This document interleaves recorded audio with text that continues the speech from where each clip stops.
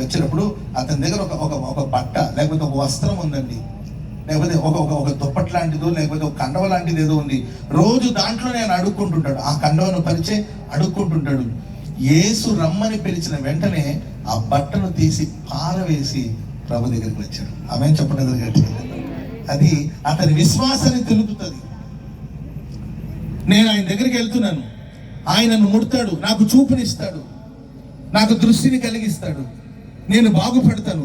నేను బాగుపడిన తర్వాత ఇక ఈ బట్టతో నాకు పని లేదు, ఈ వస్త్రంతో నాకు పని లేదు, ఈ అడుక్కునే ఈ వస్తువుతో నాకు పని లేదని దాన్ని విసిరేసి యేసు ప్రభు దగ్గరికి వెళ్ళాడు.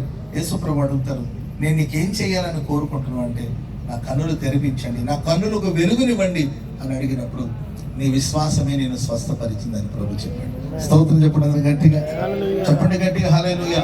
వెంటనే అతడు చూపు పొంది దేవుని మహిమ పరచుచు ఆయన వెంబడిస్తూ వెళ్ళినట్లు బైబిల్ గ్రంథస్థం చేయబడింది.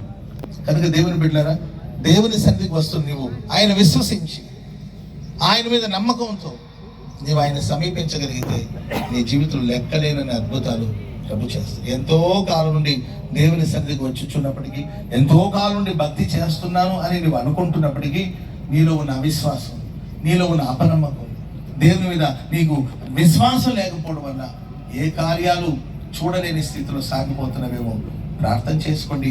ఖచ్చితంగా నా దేవుడు నీ జీవితంలో ఒక అద్భుతమైన కార్యాలు జరిగించునుగాక.